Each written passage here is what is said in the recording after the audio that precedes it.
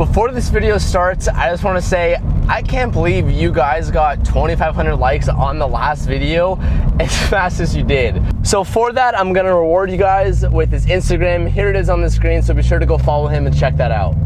Today we're gonna talk about something a little bit more serious and something that's a very huge soft spot for me and a very private part of my life that I'm choosing to share with you guys because I feel like if it could better off at least one person watching this video, then it's gonna be 100% worth it. To add some context to this, I get a lot of messages from a lot of you guys, and a lot of it is you guys explaining your problems to me and asking for advice and asking how to look at things in a more positive manner. And I truly appreciate that. And a lot of you guys think that I live this perfect life because, you know, on YouTube I show you what I want to show you. You don't really get to see everything, but that's not always the case, and it's never the case for anybody. Although I try to be as transparent as possible, so that's where this video is coming from. I've never really talked about this on camera before, and I don't even know where to begin with talking about this, but my mom is sick. She's disabled, mentally disabled, however you want to describe it. She wasn't always that way. She has a long history of heart issues, and she's had pretty much every heart issue in the book. A heart attack, a stroke. Her most recent thing that she's been through, this was when I was in 6th or 7th grade, so I was maybe like 13, 14 at the time. She had a cardiac arrest. Those of you who don't know what that is, it's basically there was a lack of oxygen going to the brain and the heart stopped, and it's very dangerous and usually kills nearly everybody that it happens to.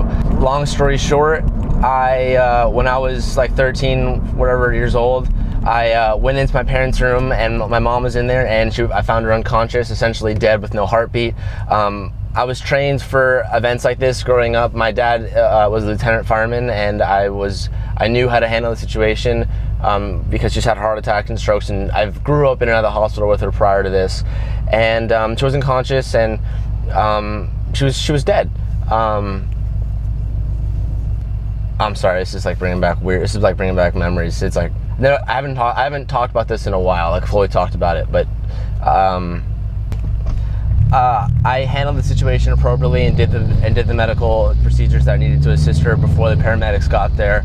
And she was straight into the hospital, went into a coma for I don't know how many days, but long story short is she woke up, but she was unconscious for too long, to the point of where she had brain damage, and she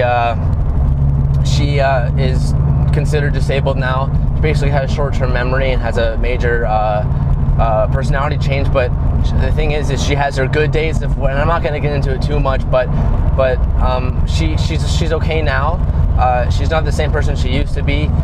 It's a long story, but it was a horrible time in my life, and then one of the darkest times, and it made me grow up very quick because it forced me to see things that you're not supposed to see at that young of an age. So enough of this sad shit. Like, where am I going with this? And it's that we all have our weaknesses in life, and we all have that one thing at one point in our life that totally like fucks us up. Like it makes you you don't understand why it happens to you, and it can really fuck you up. I think it's important on how to find positives in every fucked up situation. And again, this is so fucked up, and it's something that I've learned to deal with, but it forced me to grow up very quickly. And for that I'm fortunate of. I wouldn't be who I am, I wouldn't be where I am today if you know, those events didn't happen the way that they did. Granted, yeah, I wish they didn't happen, but the fact that they did and I was able to make the best of it is what's important.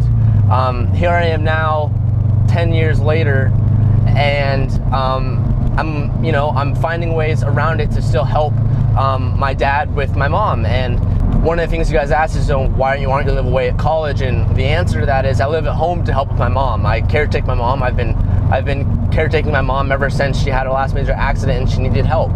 And so, you know, I'm living at home and helping with my mom, and that helps in a multitude of ways with the family, but also allows me to do things like this that I love, drive this car that I love, and it saves costs on, you know, saves thousands and thousands of dollars on not going away to an out-of-state college. And there's ways around everything is what I'm trying to say is, and I know there's some people out here that will relate to this. There are some people out here that probably have the same thing happen with their mom or with someone that they love in their family. I am 100% certain of that.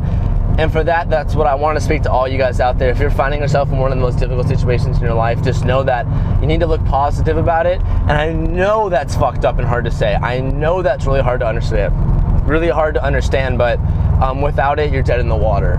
And you got to do what you got to do to get the head back on your shoulders, and you know, if you can look up, you can get up. That's one thing I always remember and always thought about myself. There's always light at the end of the tunnel, and that's what I'm trying to say today. Besides all the sad and fucked up shit I was talking about, and I tried to make it as least like detailed as possible, you can find ways around things you never think you can, and you can get over things you never think you're going to be able to get over. That is something I stand for, and I will believe to the day I die, because I'm proving it to myself every single day. And I just want to help spread that message to you guys, and also I want to let you guys in on a little more personal note, because I think that will help a lot of you guys connect with everything, you know, a little better in the channel. And there's a GTR right there, so that's a nice change of note. And it's an alpha. That's an alpha GTR. Goddamn. What am I trying to say here? You can get through the hard shit in your life, but you have to have a positive mindset every single day, or at least for the most part, to get through it. If you don't, your negative thoughts are going to eat you alive. And I know probably what I was saying was really out of order, maybe even hard to follow, but that was all unscripted. I literally was just speaking that off the top of my head, and it's hard. It's hard for us to talk about our insecurities and our problems, and that's what I try to do. And I try to do that in the most organized manner as possible. Anyway, guys, that's my story. If you can connect with this on any level, share a story down in the comment section below. Obviously, only if you're comfortable, but I feel like it can help a lot of people, and if it can help more people, then why not do it? Thank you guys so much for watching, and I will catch you next time. Peace out.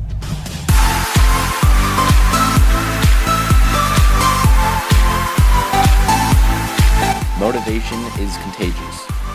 Hang out with those who inspire you and strive not to be like them, but only a better version of yourself. You will learn that there is a difference between alone and lonely. Life isn't always easy, but that's the beauty. You will learn how to be truly happy, and as much as you don't want it's a very vulnerable spot. Vulnerable. Why can't I say that word? Vulnerable. Fuck, I can't say that word. Totally just ran that red light, not looking. I was looking at the camera, not the light, and I just ran that red light.